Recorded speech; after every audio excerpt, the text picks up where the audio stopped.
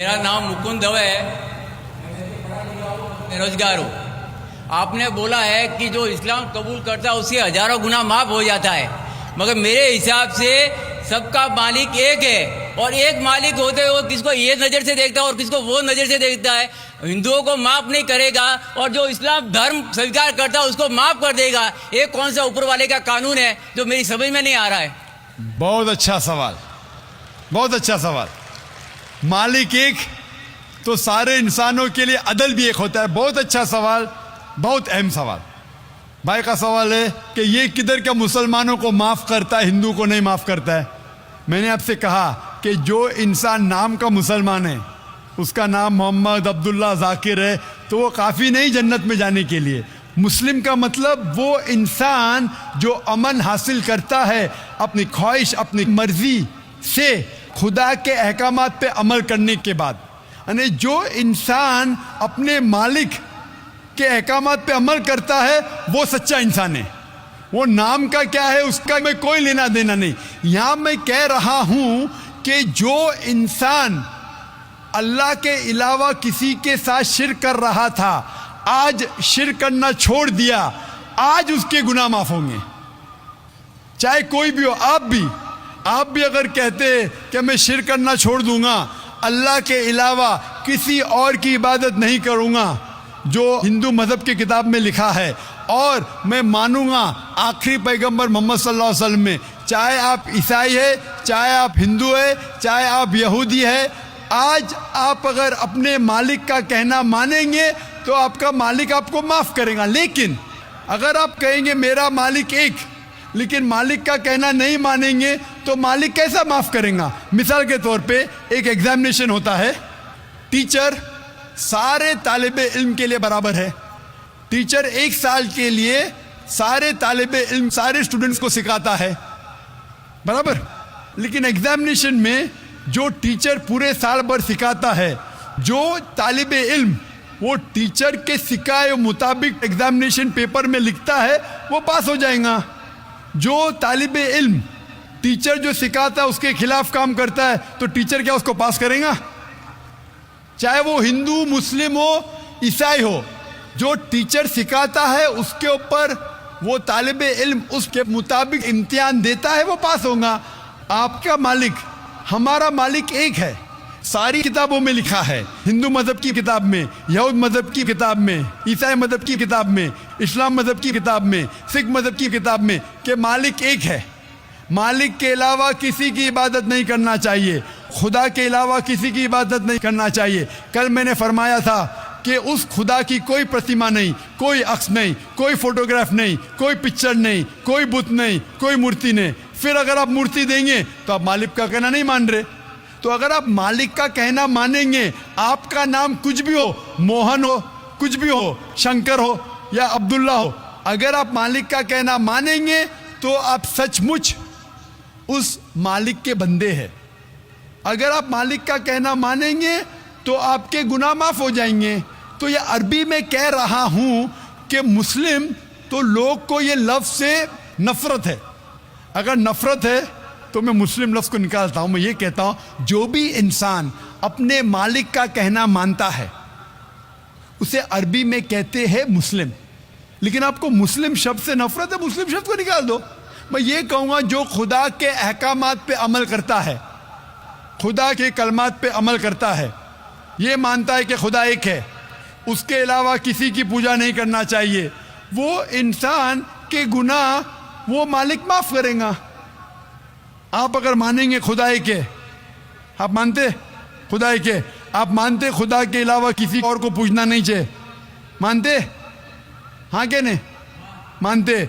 आप मानते बुत परस्ती गलत है, आप मानते कि मूर्ति पूजा गलत है, आप मानते कि आखिरी पैगंबर मोहम्मद सल्लल्लाहु अलैहि वसल्लम है? नहीं मानते। बोलते हैं जैसे शिव शंकर को पैगंबर बोलते हैं, जैसे साईं बाबा को ये सब जो पैगंबर हो गए, ये हर फरिश्ते ऐसे ऐसे आते गए। आपने मेरी 15 तारीख की तकरीर सुनी? मैंने नहीं सुना। मोहम्मद सल्लल्लाहु अलैहि वसल्लम का जिक्र मुख्तलिफ मजहबी किताबों में, आप कैसेट लीजिए, मेरी तकरीर है मोहम्मद सल्लल्लाहु अलैहि वसल्लम का जिक्र मुख्तलिफ मजहबी किताबों में। इसमें मैंने साबित किया हूँ कि मजहबी किताब बदलने के बावजूद सब मजहबी किताब में लिखा है कि आखिरी पैगंबर आने वाले हैं। उस आखिरी पैगंबर का नाम है मोहम्मद सल्लल्लाहु अलैहि वसल्लम। आप हिंदू मजहब से ताल्लुक रखते हैं? हिंदू मजहब की किताब में लिखा है, भविष्य पुराना पर्व 3 खंड 3 अध्याय 3 श्लोका 5 से 8 में लिखा है भविष्यवाणी मोहम्मद सल्लल्लाहु अलैहि वसल्लम की। आप पढ़ेंगे भविष्य पुराना पर्व 3 खंड 3 अध्याय 3 श्लोका 10 से 27 में मोहम्मद सल्लल्लाहु अलैहि वसल्लम का जिक्र है। आप कुंटब सुक्ता पढ़िए, अथर्ववेद में लिखा है, किताब number 20 him number 127 shloka number 1 से 14 में लिखा है मोहम्मद सल्लल्लाहु अलैहि वसल्लम के बारे में। आप पढ़िए अथर्ववेद किताब नंबर 20 अध्याय नंबर 21 श्लोका नंबर 6 और 7 में मोहम्मद सल्लल्लाहु अलैहि वसल्लम का जिक्र है। मोहम्मद सल्लल्लाहु अलैहि वसल्लम का जिक्र है सामवेद में अहमद जैसा, सामवेद उत्तर चिक मंत्रा नंबर 1500 लिखा है। यजुर्वेद में अध्याय नंबर 31 श्लोका नंबर 18 में। आप पढ़ेंगे ऋग्वेद किताब नंबर 8 अध्याय नंबर 6 वर्ष नंबर 10 में। आप अगर पढ़ेंगे अथर्ववेद किताब नंबर 8 अध्याय नंबर 5 श्लोका नंबर 16 में मोहम्मद सल्लल्लाहु अलैहि वसल्लम के बारे में अहमद लिखा है। अथर्ववेद किताब नंबर 20 हिम नंबर 126 वर्ष नंबर 14 में कई जगह लिखा है नाराशंसा। नाराशंसा मतलब वो आदमी जो प्रशंसा के लायक है। इसका अरबी में तर्जुमा होता है मोहम्मद। मोहम्मद सल्लल्लाहु अलैहि वसल्लम का नाम से जिक्र है हिंदू मजहब की कई किताब में। ऋग्वेद किताब number 1 hymn number 13 verse number 3, Rigveda किताब number 1 hymn number 18 verse number 9, Rigveda book number 1 hymn number 106 verse number 4, Rigveda book number 1 hymn number 142 verse number 3, Rigveda book number 2 hymn number 3 verse number 2, Rigveda book number 5 hymn number 5 verse number 2, Rigveda book number 7 hymn number 2 verse number 2, Rigveda book number 10 hymn number 64 verse number 3, Rigveda book number 10 hymn number 182 verse number 2, Yajurveda chapter number 20 verse number 55, Yajurveda chapter number 20 verse 37, Yajurveda chapter number 20 verse 57, Yajurveda chapter 21 verse number 31। मैं सिर्फ हवाले दे सकता हूं आपकी किताबों में से सिर्फ घंटों तक, जिसमें लिखा है मोहम्मद सल्लल्लाहु अलैहि वसल्लम आखिरी पैगंबर है। आज जो इस्लाम कबूल कर रहे हैं उनको ये समझाओ कि इस्लाम धर्म क्या है। उनको वो समझ में, मेरे भी समझ में नहीं आ रहा था इस्लाम बोलते किसको है। आपने कहा कि जो लोग इस्लाम कबूल कर रहे हो उन्हें समझाओ इस्लाम धर्म क्या है। आप नहीं समझे, वो लोग समझे इसलिए तो इस्लाम कबूल किए। आप भी समझेंगे तो आप भी कबूल करेंगे। ये 10 रोज़ा कॉन्फ्रेंस जो था, हमारा मकसद था बताने के लिए सारे इंसानों को इस्लाम क्या है। ये मीडिया जो इस्लाम को पेश कर रही है ये तोड़ मड़ोड़ के पेश कर रही है। हमारा मकसद ही था बताने के लिए सारे इंसानों को इस्लाम क्या है। अगर आप इस्लाम को नहीं अब तक जाने तो बेशक कबूल मत करो। जब भी पहचान लेंगे इस्लाम को तो इंशाअल्लाह आप भी शहादत देंगे। मेरी दुआ है अल्लाह सुब्हानहू व तआला से, उस मालिक से कि आपको हिदायत दे कि आप ये माने कि अल्लाह एक है, अल्लाह के अलावा कोई माबूद नहीं और मोहम्मद सल्लल्लाहु अलैहि वसल्लम आखिरी पैगंबर है। मैं कहूँगा वॉलंटियर से कि आपको मेरी DVD दे, मोहम्मद सल्लल्लाहु अलैहि वसल्लम का जिक्र मुख्तलिफ मजहबी किताबों में, उसमें सारे हवाले हैं। और एक खुसूसन तकरीर है मोहम्मद सल्लल्लाहु अलैहि वसल्लम का जिक्र हिंदू मजहबी किताब में, सिर्फ हिंदू मजहब में।